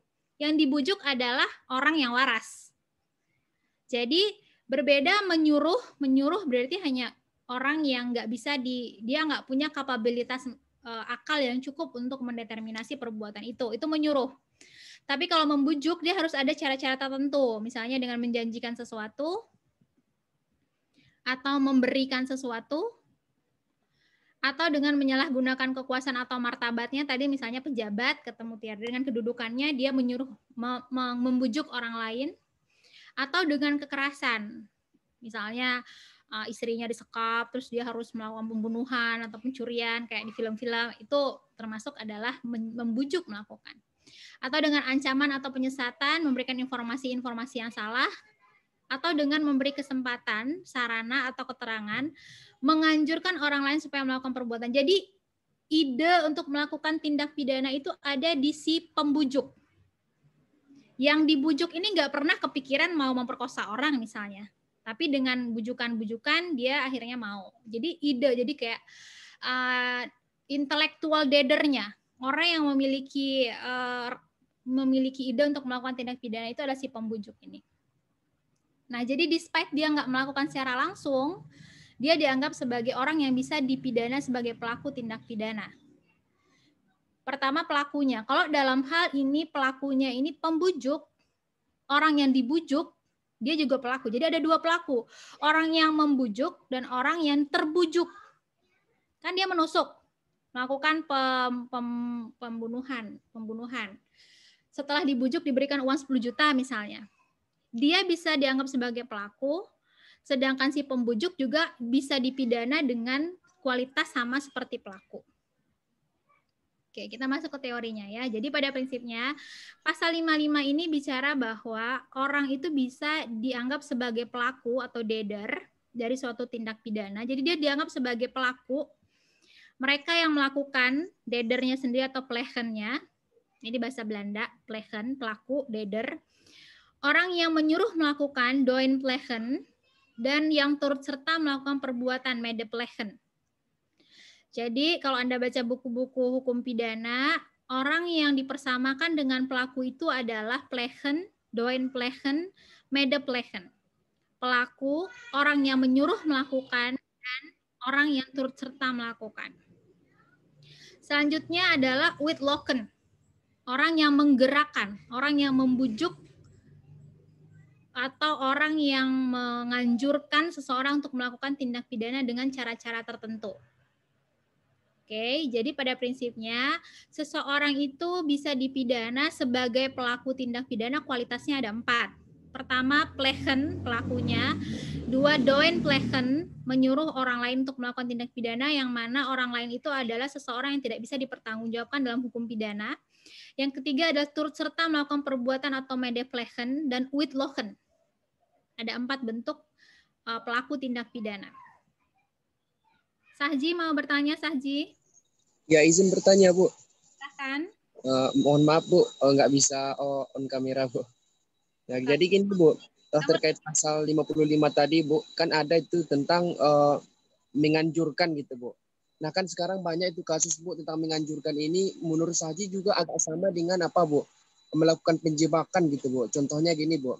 Umpamanya seseorang kan itu sudah umpamanya dicurigai melakukan menggunakan narkoba gitu, Bu. Sedangkan belum ada bukti yang pasti, bukti yang jelas, Bu. Nah, dengan hal tersebut, contohnya kepolisian atau pihak setempat melakukan penganjuran ataupun menurut saya juga agak mirip dengan penjebakan, Bu. Jadi istilahnya, contohnya polisi ini seakan-akan menjual ke dia itu narkoba tersebut untuk memastikan apakah dia itu benar-benar mengkonsumsi narkoba, Bu. Nah, apakah hal tersebut dilarang, Bu, atau boleh dilakukan dalam hal ini, Bu? Terima kasih, Bu. Baik, Sahji. Saya belum nangkap ini. Yang menganjurkan polisi. Gini, Bu, kan pemanya dia itu udah dicurigai menggunakan narkoba, Bu. Tapi belum ada buktinya, Bu. Jadi untuk mencari bukti ini seakan-akan polisi ini melakukan Bu? Penganjuran, Bu. Ya, karena kan nanti polisi ini menjual ke dia narkoba, terus kalau dia nanti beli terus diselidiki apa dia memakai, nah berarti polisi tersebut melakukan tindakan, Bu. Tindakan hukum gitu, Bu. Soalnya banyak kayak gitu, Bu, menurut saya, Bu. Banyak yang dijebak dulu, Bu. Polisi itu seakan-akan menjual dulu kepada penggunanya gitu, Bu. Padahal itu hanya untuk memastikan apakah dia itu mengkonsumsi narkoba atau tidak gitu, Bu. Oke. Dalam hal ini terpenuhi nggak kualitas membujuknya dengan memberi janji atau menyalahgunakan kekuasaan atau dengan kekerasan atau ancaman atau penyesatan atau memberikan sarana dan segala macam. Kira-kira terpenuhi nggak unsur itu menurut Sahji? Menurut Sahji terpenuhi, Bu. Apalagi tentang penghasutan, Bu. Ada juga kemarin tuh Sahji lihat di artikel juga, Bu. Katanya nggak boleh sesuai dengan hukum acara pidana, Bu. Cuman banyak juga kasus yang terjadi kayak gitu, Bu. Jadi untuk mempercepat mungkin proses dalam penangkapan si pelaku, jadi caranya gitu, Bu. Caranya gimana sih? Maksudnya cara yang nyatanya gimana? Dalam berita yang Sahji dengar tuh polisi melakukan pembujukan itu dengan cara seperti apa dia? Mungkin maksudnya penyamaran, Mem. Kayak dijebak gitu, Bu. Kayak misalnya polisi itu ingin membeli barang dari si pelaku, terus tiba-tiba langsung dijebak gitu mungkin, Bu. Ya, kalau begitu kan Anda terjebak karena memang Anda pengen beli kan? Iya kan? Berarti ada kesalahan dong pada diri si pelaku. Kan nggak ada upaya-upaya persuasif dari polisi, oh kamu beli aja ini saya, nanti kamu dapat hadiah ini-gini, kan nggak ada. Iya, Mem. Jadi itu boleh nggak, Mem, dalam proses penangkapan pelaku gitu, Mem? Dalam konteks hukum acara pidana itu boleh, dimungkinkan polisi itu melakukan penyamaran dan kemudian melakukan perbuatan-perbuatan untuk melakukan penjebakan dari si pelaku itu bisa, boleh, dimungkinkan. Dalam konteks ini sepanjang dia tidak orang yang membujuk ya, coba aja ini enak, ini gini, nah itu membujuk. Itu nggak boleh. Sepanjang misalnya, lo mau beli nggak ini narkoba gini, harganya segini. Nah itu dia membeli karena memang dia pengen beli gitu. Itu diperbolehkan karena memang dia memang pengguna dan dia memang ada bisa disanksi pidana. Artinya kan memang dalam narkotika itu kan memang dia adalah sistem sangat tertutup. Jadi cara polisi untuk bisa masuk ke sistem itu ya kadang-kadang dia harus masuk ke dalam sistem yang tertutup itu gitu. Kalau nggak terbongkar siapa-siapa aja yang terlibat. Jadi makanya polisi memang harus masuk ke sistem yang tertutup itu untuk bisa membongkar siapa aja yang terlibat gitu. Jadi nggak semudah misalnya membuktikan terkait dengan pemerkosaan, itu kan gampang. Sesimpel melihat, oh dia ini pacaran sama ini, oh dia deket dengan ini, oh dia ada dendam ini, ketemu orangnya. Kalau narkotika enggak. Narkotika itu dia adalah sistem yang sangat tertutup dengan jaringan yang sangat kuat sehingga memang susah masuk ke dalam situ. Polisi masuk ke dalam situ, itu aja udah bentuk sangat berani dari polisi untuk membongkar jaringan narkotika sebenarnya. Karena itu juga nyawa tantangannya bagi polisi kan. Jadi apakah itu dibolehkan? Boleh. Sepanjang tidak ada upaya-upaya persuasif yang memenuhi pasal Whitlocken ini. Dia membujuk ini nggak boleh. Kalau unsur-unsur ini terpenuhi maka polisinya ya pengedar juga polisinya berarti kan. Bu, izin bertanya Bu. Ya Bagas. Yang mengenai turut serta melakukan perbuatan itu, misalnya kan begini Bu, dalam suatu kejahatan terdapat 3 orang kan Bu. Yang pertama orang yang menyediakan atau yang otak dari kejahatan tersebut Bu. Yang orang kedua sama ketiga itu, orang kedua itu orang yang membunuh si pelaku dan orang ketiga ini adalah orang yang menemani si pelaku untuk membunuh si korban Bu. Jadi yang dimaksud di dalam orang yang turut serta melakukan perbuatan itu yang bagaimana Bu di antara ketiga orang ini Bu? Oke. Tadi saya udah bilang bahwa sebenarnya ada teori terkait dengan turut serta, tapi secara umum jawabannya adalah turut serta itu adalah orang yang di awal merencanakan secara bersama-sama melakukan tindak pidana. Jadi ada niat yang sama. Niat yang sama untuk melakukan tindak pidana pembunuhan. Despite perannya masing-masing kan, perannya kan ada yang menjebak, ada yang memasukkan racun, ada yang membuang mayatnya, kan perannya beda-beda. Sehingga apakah ketiga-tiganya bisa dikenakan tindak pidana pembunuhan? Bisa, karena dia punya niat sama untuk melakukan pembunuhan. Berbeda misalnya dengan Bagas yang melakukan pembunuhan. Tapi ada misalnya Mutia yang memberikan informasi terkait dengan, oh dia tuh biasanya pulang dari gym jam 8 pagi misalnya gitu. Mutia tahu bahwa Bagas akan melakukan pembunuhan. Tapi sesimpel hanya memberikan informasi doang, itu membantu melakukan berbeda dengan turut serta melakukan. Itu dia sanksi pidananya lebih ringan karena dikurangi 1/3 kalau membantu melakukan tindak pidana. Tapi turut serta karena dianggap sebagai dipidana sebagai pelaku. Berarti dia harus punya kualitas sebagai pelaku dengan sanksi pidana yang sama dengan pelaku. Itu adalah orang yang punya maksud yang sama melakukan suatu tindak pidana meskipun perannya beda-beda. Itu akan sangat berpengaruh kayak untuk tindak pidana yang bersifat formil. Kalau tindak pidana bersifat formil kan barang siapa mengambil barang orang lain. Saya kan nggak ngambil Pak Hakim, kenapa saya disanksi dengan pidana pencurian gitu. Bisa nggak dia turut serta? Bisa kalau dia punya niat yang sama. Saya kan cuma jagain doang depan pintu Pak Hakim. Saya nggak ngikut nyuri, nggak masuk ke dalam, nggak mengambil. Kan kalau unsur pasalnya kan mengambil. Mencuri itu kan mengambil. Saya kan nggak ngambil, kenapa saya bisa kena unsur pasal 356 ya? Pokoknya pencurian, 365. Nah, dalam hal ini yang dilihat adalah kesamaan maksud untuk mengambil barang orang lainnya itu. Bukan tindakan fisik mengambil barangnya.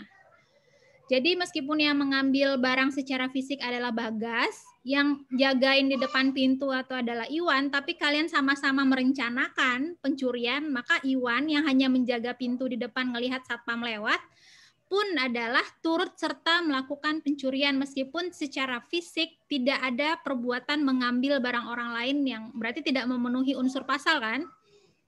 Tapi dia memenuhi turut serta melakukan pencurian karena memang dia memiliki maksud sama-sama mengambil barang. Baik, Bu. Terima kasih, Bu.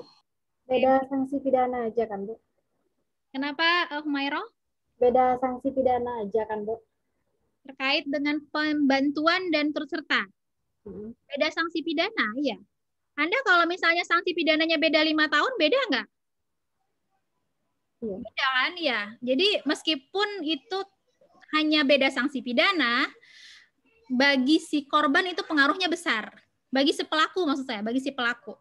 Anda mendakwanya dengan turut serta melakukan pencurian, dengan Anda mendakwanya dengan membantu melakukan pencurian, itu efek sampingnya besar bagi kehidupan manusia.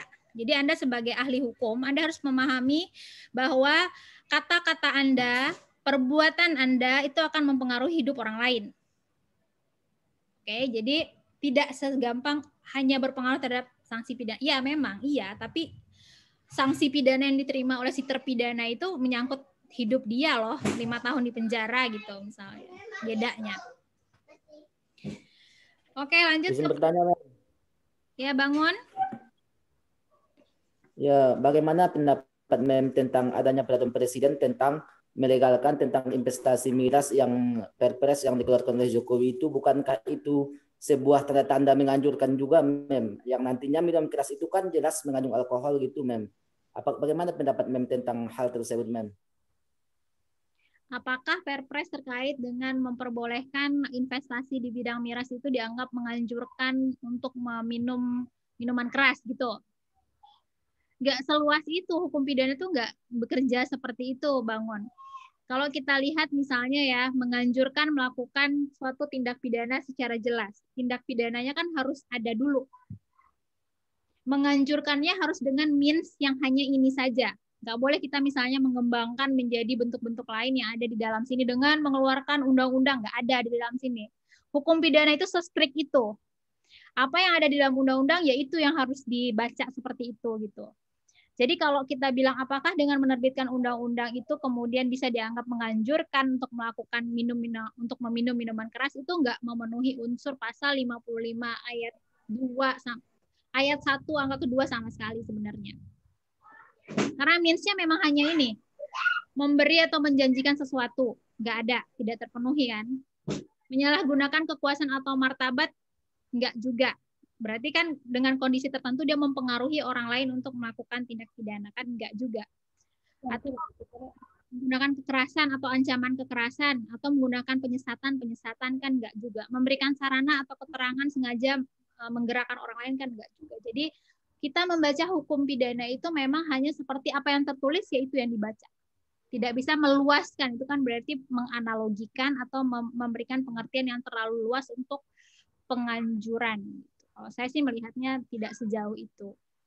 Tapi apakah saya setuju atau tidak? Saya tidak dalam ranah itu, tapi saya nggak setuju. Gitu. Jawabannya sih itu. Tapi apakah dia masuk penganjuran? Nggak bisa. Itu ya, Bangun. Oke. Pasal 56 ini membantu. Ini saya mau nanti aja membantu. Saya mau selesaiin dulu sebagai pelaku. Jadi bentuk-bentuk nil neming itu adalah pelaku, plegen, dia yang melakukan tindak pidana, orangnya disebut pleger, perbuatannya plegen, orangnya pleger. Kemudian doen plegen, menyuruh melakukan tindak pidana, dan orangnya disebut dengan doen pleger. Orang yang menyuruh orang gila untuk melakukan tindak pidana, orang yang menyuruh anak kecil itu doen pleger namanya. Kemudian ada medeplegen, turut serta melakukan tindak pidana, orang ini disebut medepleger. Ini tadi dia sama-sama berniat melakukan pencurian meskipun dia nggak secara fisik melakukan pengambilan barang itu, maka dia adalah turut serta melakukan pencurian. Selanjutnya adalah uitlochen, membujuk melakukan tindak pidana, orangnya disebut dengan uitlocher. Uitlocher ini adalah orang yang punya ide untuk melakukan tindak pidana dan menganjurkan orang lain untuk melakukannya on behalf of dia dengan upaya-upaya tertentu. Kemudian adalah membantu. Membantu melakukan tindak pidana disebut medededer. Membantu ini sama seperti disampaikan Humairo, dia pada prinsipnya dia tidak melakukan tindak pidana tersebut dan tidak sama kualitasnya dengan pelaku. Oke, pasal 55, kalau kita lihat ketentuan pasal 55 ini adalah orang yang dipersamakan dengan pelaku. Pasal 56 ini adalah orang yang membantu melakukan tindak pidana. Yang mana dia ini, tolong Humairo dibaca pasal 56, Humairo. Dipidana sebagai pembantu kejahatan. Yang pertama, apabila mereka yang sengaja memberi bantuan pada waktu kejahatan dilakukan. Yang kedua, apabila mereka yang sengaja memberi kesempatan, sarana, atau keterangan untuk melakukan kejahatan. Kalau kita lihat sebenarnya ya, membantu dia kan sebenarnya hanya memberikan bantuan. Tapi ada beberapa bagian-bagian dari pasal 56 yang juga ada dalam pasal penganjuran. Memberi kesempatan, sarana, atau keterangan untuk melakukan kejahatan, ini tuh juga ada di dalam ini nih. Memberi kesempatan, sarana, atau keterangan sengaja menganjurkan orang lain yang melakukan tindak perbuatan. Bedanya adalah kalau ini dia sengaja menganjurkan orang lain, kalau ini dia adalah memberikan kesempatan itu dalam memberikan pembantuan. Bentuknya sama-sama memberi kesempatan, memberikan sarana atau keterangan, sengaja menganjurkan orang lain. Kalau pasal 56, dia memberikan kesempatan, sarana atau keterangan untuk membantu melakukan tindak pidana. Jadi kalau kita bicara witlocker, dia yang punya ide untuk melakukan pembunuhan. Kalau membantu, bukan dia. Dia hanya memberikan sarana-sarana untuk memudahkan orang yang punya ide itu untuk melakukan tindak pidana. Dan dia sanksinya dikurangi sepertiga dibandingkan dengan pelaku tindak pidana. Diaturnya di pasal 60. Membantu melakukan pelanggaran tidak dipidana. Oke, jadi bentuknya ada deal naming, penyertaan itu ada sebagai pelaku kualitasnya. Ada pelaku, ada yang menyuruh orang yang tidak dapat dipertanggungjawabkan dalam hukum pidana. Kemudian ada orang yang turut serta, ada yang membujuk, ada juga yang membantu. Turut serta melakukan tindak pidana sama membantu ini mirip-mirip gitu nggak sih? Itu bedanya itu tadi ya. Kalau turut serta sebenarnya nggak terlalu mirip. Yang agak mirip itu adalah membujuk. Membujuk dengan membantu tadi. Ada beberapa kualitas-kualitas yang hampir sama gitu kayak tadi kan. Ada yang memberikan sarana, memberikan kesempatan. Tapi niat awal itu ada di siapa? Niat awal itu kalau untuk orang yang melakukan atau untuk orang yang membujuk harus ada di orang yang membujuk. Kalau membantu ini hanya sekedar memberikan sarana untuk membantu si pelaku untuk melakukan tindak pidana. Kayak tadi misalnya, Mutia hanya memberikan informasi kepada Bagas yang ingin melakukan pembunuhan terhadap Hanifah. Gitu. Misalnya Hanifah itu biasanya dia pulang dari jogging jam 8 pagi. Dia biasanya jogging tracknya ini. Dia hanya memberikan informasi-informasi itu gitu, kepada si Bagas yang ingin membunuh. Oke. Bisa dibedakan, Hanifah? Oke, bisa, Mem. Baik. Doin Plehan ini pada prinsipnya yang disuruh itu adalah manus ministra, orang yang tidak bisa dipertanggungjawabkan. Dan oke, selanjutnya nih yang ayat 2. Yang tadi dibaca di pasal 55. Terhadap penganjur, hanya perbuatan yang sengaja dianjurkan sajalah yang diperhitungkan beserta akibat-akibatnya. Coba saya mau tanya sama siapa yang belum ngomong di sini ya. Farhanul? Iya, Ma'am. Coba ditafsirkan pasal 55 ayat 2 ini, Farhanul. Dibaca dulu, Ma'am. Boleh, dibaca dulu. Terhadap penganjur, hanya perbuatan yang sengaja dianjurkan sajalah yang diperhitungkan beserta akibat-akibatnya. Maksudnya adalah yaitu kepada si pelaku tindak pidana pelaku yang menganjurkan itu yang dihitung hanya perbuatannya saja dan juga akibat dari perbuatannya tersebut. Penganjur ini siapa? Terhadap penganjur ini siapa? Orang yang menyuruh, Mem. Tadi kita udah jelaskan ya bahwa orang yang menyuruh itu berbeda dengan orang yang menganjurkan. Misalnya Orang yang menyarankan, Mem.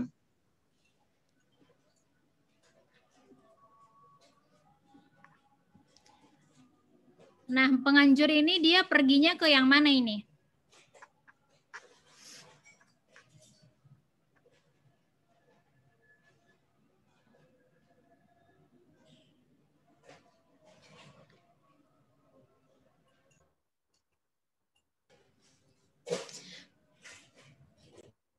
Penganjur ini masuknya kepada Doenpleger atau ke Uitlocher.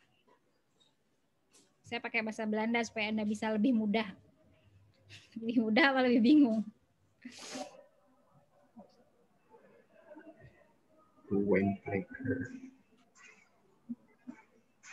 Coba saya tanya sama Farhanul, apa bedanya menyuruh melakukan yang ada di pasal 55 ayat 1 angka 1 dengan menganjurkan, ini menyuruh ini Doenplegen, dengan menganjurkan melakukan tindak pidana yang diatur pada pasal 55 ayat 1 angka kedua. Apa bedanya antara yang ini dengan yang ini tadi?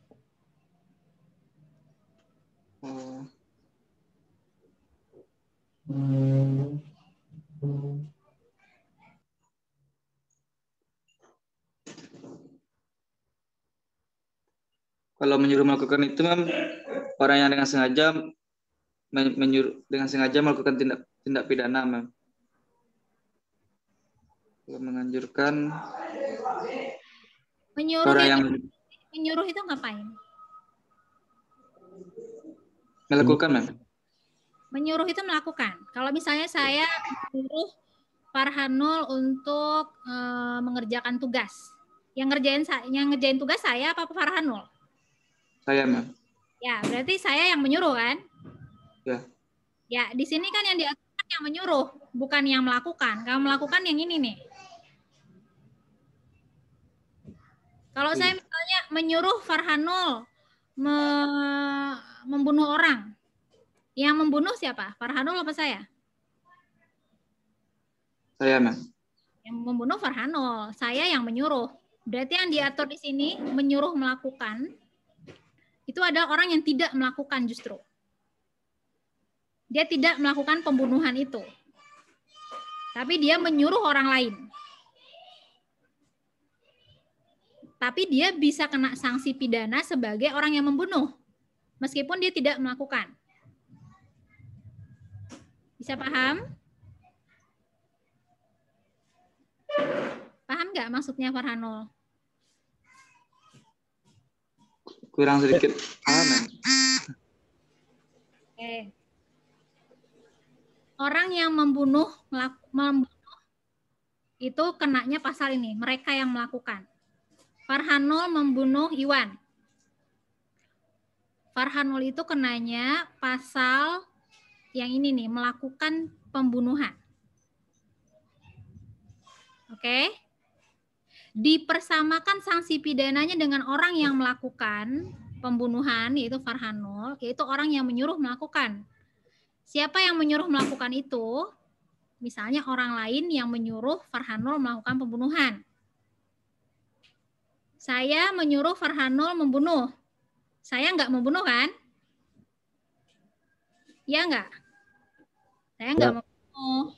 Nggak membunuh kan? Membunuh Farhanul. Tapi saya bisa dikenakan sanksi pidana melakukan pembunuhan karena pasal 55 ayat 1. Bisa dipahami Farhanul? Bisa, Mem. Dalam hal menyuruh ini ada dua bentuknya. Pertama, menyuruh orang yang tidak bisa dipertanggungjawabkan. Yang kedua, membujuk orang lain untuk melakukan. Menyuruh ini hanya untuk orang yang tidak bisa dipertanggungjawabkan dalam hukum pidana. Berarti sekedar hanya menyuruh tanpa ada embel-embel. Yang bisa dipertanggungjawabkan hanya orang yang menyuruh. orang yang disuruh, orang gila, anak-anak, nggak bisa dipertanggungjawabkan. Bentuk yang lainnya adalah menganjurkan. Menganjurkannya dengan apa? Dengan menjanjikan sesuatu, memberikan sesuatu, atau menyalahgunakan kekuasaan atau martabat, atau dengan kekerasan, atau dengan ancaman, atau penyesatan. Dia menganjurkan untuk membunuh. Farhanul, bunuh Iwan, nanti saya kasih 10 juta. Itu berarti menjanjikan sesuatu. Farhanul bunuh. Farhanul masuknya kelompok ini, mereka yang melakukan. Saya yang membujuk dengan ngasih uang 10 juta, saya masuknya yang menganjurkan orang lain melakukan sesuatu dengan menjanjikan sesuatu. Saya kena sanksi pidana, Farhanul kena sanksi pidana pasal 338. Farhanul melakukan pembunuhan, saya menganjurkan melakukan pembunuhan. Sanksi pidananya sama. Paham nggak? Kalau menganjurkan tanpa embel-embel tuh gimana, Bu? Menganjurkan tanpa embel-embel. Contoh. Gitu kan. Gimana Anda sebagai manusia normal, saya anjurkan melakukan suatu tindak pidana dan mau aja. Kira-kira masuk akal nggak? Bisa jadi. Pelakunya apa?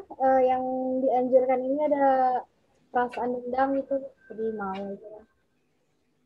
Yang dianjurkan sudah punya perasaan dendam. Nah, itulah beda lagi ceritanya. Dia memang sudah punya niat untuk melakukan pembunuhan sebenarnya. Dia udah punya motif. Yang menganjurkan, dia kemudian menganjurkan orang yang sudah punya motif. Itu ya berarti. Dan nggak perlu melakukan apa-apa. Masuk juga ke sini. Penyesatan atau dengan memberi kesempatan atau memberi sarana, keterangan, masuk ke situ. Tapi sebenarnya yang menghembus-hembuskan untuk membunuh itu adalah dia. Dia yang memanas-manasi dendam yang sudah ada.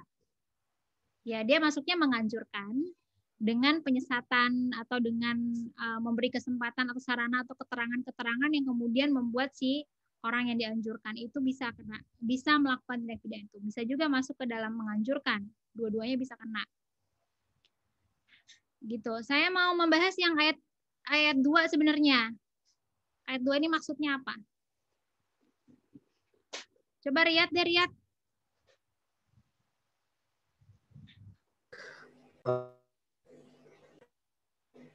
Bisa di zoom dikit nggak, Mem? Oke. Barang siapa yang sengaja memberi kesempatan sama Bukan. Yang ayat 2. Terhadap penganjur. Pasal berapa, Mem? Pasal 55, Mem? 55 ayat 2. Terhadap penganjur hanya perbuat. Bentar, Mem, bisa di zoom dikit, Mem? Ini udah paling besar ini. Oh, terhadap penganjur hanya perbuatan yang sengaja dan dianjurkan sajalah yang diperhitungkan beserta akibat-akibatnya. Maksudnya apa?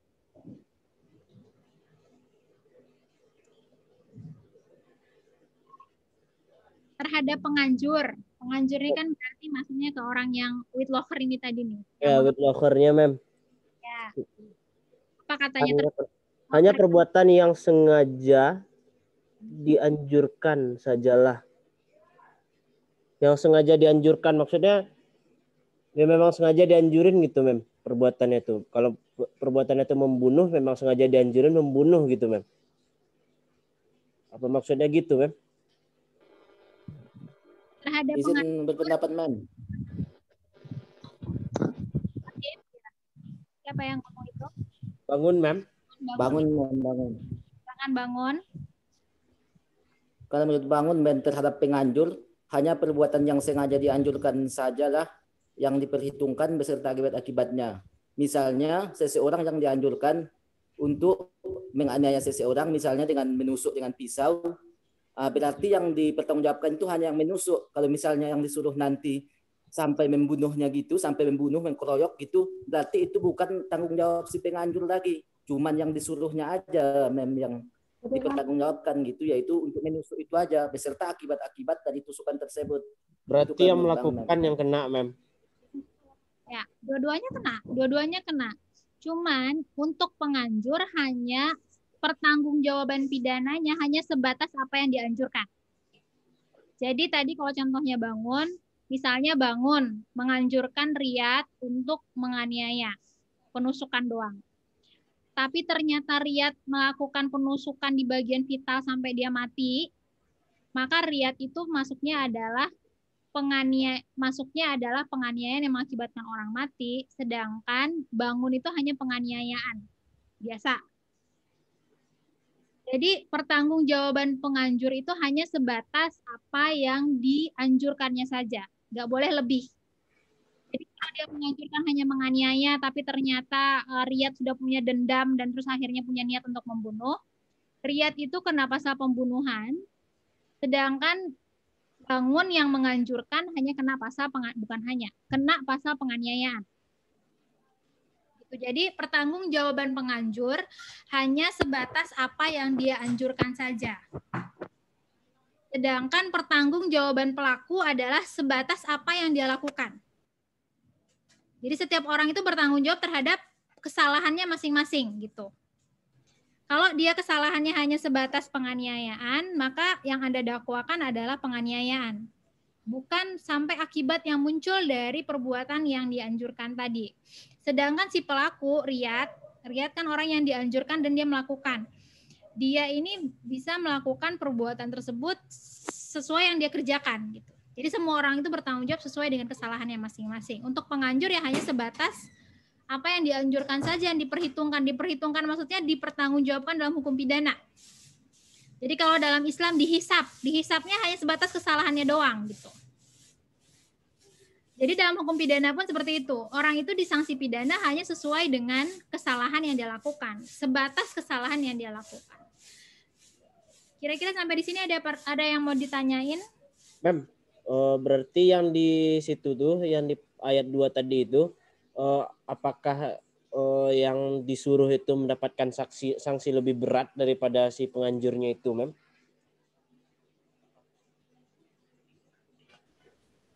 Dalam hal si penganjur hanya menganjurkan untuk melakukan penganiayaan, ternyata dia membunuh, berarti penganjurnya lebih ringan. Tapi kalau misalnya penganjurnya menyuruh membunuh, tapi yang dianjurkan dia hanya melakukan penganiayaan, sebaliknya bisa jadi lebih berat, penganjurnya itu adalah pembunuhan, dan akibatnya, berarti akibatnya itu hanya pokoknya yang paling meringankan. Kalau misalnya penganjurnya itu menganjurkan pembunuhan, tapi ternyata yang terjadi si orang yang dianjurkan dia melakukan penganiayaan, maka si penganjur pun dia batasnya sampai penganiayaan aja. Karena disebutkan di sini kan sampai beserta akibat-akibatnya. Berarti akibat-akibatnya itu kalau misalnya nggak sampai pembunuhan, maka sanksinya pun adalah percobaan pembunuhan. Riyad menganjurkan melakukan pembunuhan terhadap menganjurkan Iwan melakukan pembunuhan misalnya. Ternyata Iwan hanya melakukan penganiayaan, maka Riyad dipertanggungjawabkan terhadap penganjuran penganiayaan dan Iwan melakukan penganiayaan. Kalau misalnya Riyad menganjurkan penganiayaan tapi Iwan melakukan pembunuhan, Riyad hanya kena penganiayaan, Iwan melakukan pembunuhan. Jadi penganjur hanya sebatas apa yang dianjurkan atau akibat-akibat yang ditimbulkan. Gitu. Jadi bisa lebih ringan, bisa lebih berat, Riyad. Tergantung ya, Mem. Sampai mana perbuatannya dilakukan gitu, Mem. Ya. Mem, izin bertanya, Mem. Iya, Mutia. Mem, misalnya ada suatu perusahaan yang tempatnya, yang alamatnya itu dekat dengan perumahan penduduk. Nah, suatu hari ternyata limbah dari perusahaan ini udah mulai apa gitu, Mem, penuh gitu, dan itu sebenarnya nggak boleh dibuang sembarangan gitu kan, Mem. Bilanglah si bawahan sama atasannya ini Pak ini gimana, limbah kita udah penuh gitu. Terus atasannya bilang, alah udah buang ke sungai aja gitu, Mem. Nah nanti kan sungai ini sebagai mata air penduduk, tentu penduduk yang menggunakan air di situ bisa keracunan kan, Mem. Nah nanti pas kalau ini dilaporin ke pengadilan, ini siapa yang bakal jadi pelaku pemidanaannya, Mem? Dan bagaimana proses pemidanaannya, Mem? Itu, Mem. Baik. Dalam hal ini kita perlu melihat kesalahan dulu. Kalau actus reus yang melakukan adalah si anak buah kan. Oke, anak buah untuk bisa dipertanggungjawabkan dia juga harus ada kesalahan. Dalam hal dia melakukan perbuatan itu karena sesuatu yang di luar kemampuannya untuk menolak, misalnya dia anak buah. Kalau dia menolak, dia dipecat. Dia punya alasan yang mungkin bisa meringankan pertanggungjawabannya. Tapi bukan berarti dia tidak bisa dipertanggungjawabkan. Bisa jadi dia punya kesalahan, karena kan pada prinsipnya semua manusia itu punya free will, punya rational choice untuk melakukan atau tidak melakukan suatu tindak pidana kan. Itulah yang dikenakan, dianggap sebagai kesalahan pada dirinya. Tapi tingkat kesalahannya sebagai anak buah yang memang ada resiko-resiko untuk menolak melakukan, itu bisa dianggap sebagai alasan yang mungkin meringankan pertanggungjawabannya.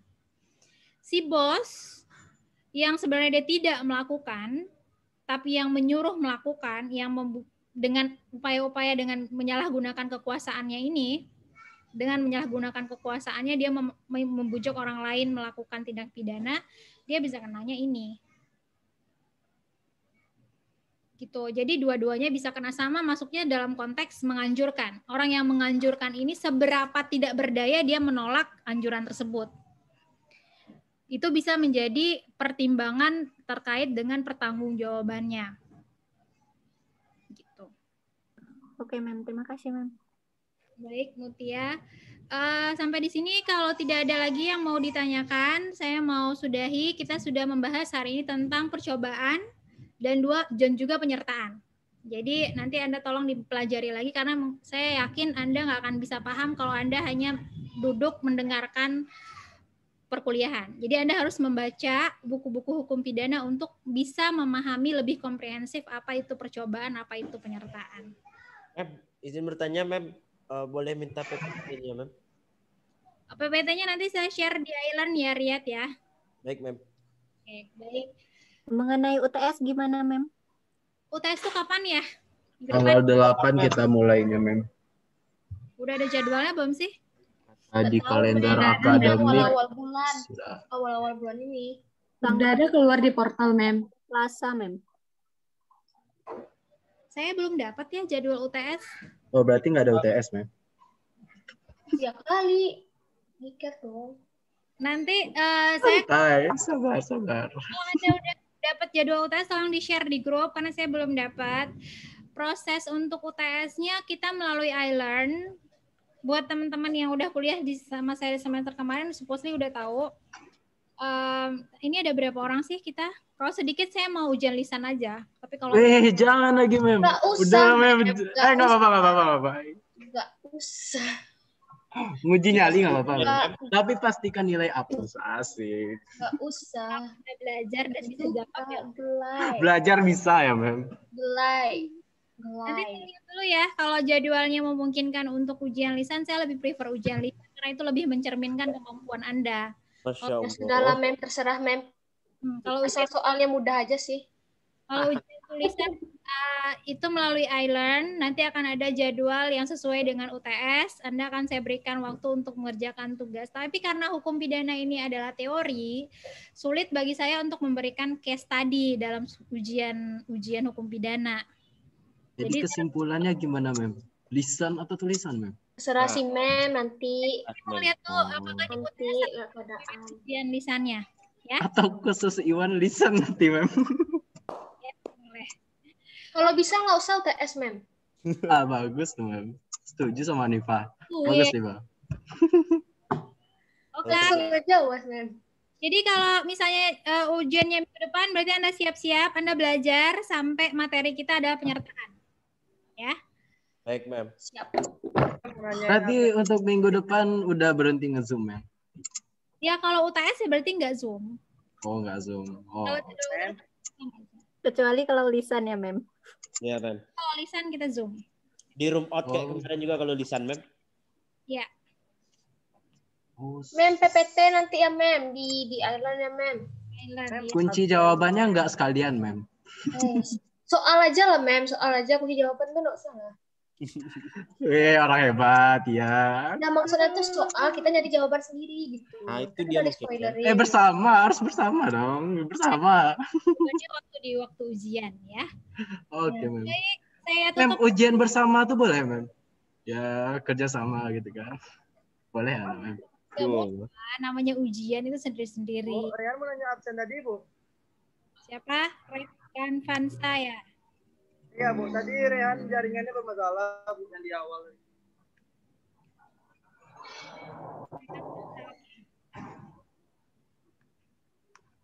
Baik, sampai di sini perkuliahan kita hari ini sampai di materi penyertaan. Kalau misalnya memang kita UTS minggu depan, berarti Anda perlu belajar sampai materi hari ini. Saya harap Anda bisa belajar secara mandiri dan menggunakan waktu Anda dengan sebaik mungkin dan sebijaksana mungkin. Karena sudah tergolong sebagai manusia dewasa yang bertanggung jawab terhadap masa depan Anda. Oke, being dewasa itu adalah berarti nobody tells you what you have to do. Oh my God. Jadi dewasa tuh sulit, men. Ya, Bagus jadi anak-anak lagi, men. Kalau Bisa main di luar gitu kan. Question of the day is orang tua yang menyuruh Anda untuk sholat, nyuruh Anda belajar. Kalau Anda being dewasa adalah you have to tell yourself, sekarang saya harus belajar. Sekarang saya harus. Beban hidup tuh semakin kerasa, Mem. Serius, Mem. Jadi curhat kita, Mem. Yes. Dan kehidupan semakin Anda dewasa, semakin banyak beban di pundak Anda. Nanti Anda jadi ayah, nanti Anda jadi ibu, Anda harus menghasilkan uang. Semakin Anda dewasa, semakin banyak beban itu. Jadi belajar dari sekarang, at least Anda bisa memaksakan diri Anda untuk belajar. Cara cepat jadi kaya itu aja sih. Jangan kaya orientasi hidup Anda, tapi bermanfaat bagi orang sebanyak-banyaknya. Tapi kalau nggak kaya nggak dihargain, Mem. Gitu kan? Asik. Ayo. Nggak perlu dihargai orang lain. Kita aja menghargai diri kita sendiri dengan melakukan yang terbaik dari apapun yang kita lakukan. Asik. Motivator ini. Oke. Baik, saya tutup perkuliahan kita. Assalamualaikum warahmatullahi wabarakatuh. Waalaikumsalam warahmatullahi wabarakatuh. Terima kasih, Mem. Doakan kami lulus UTS besok.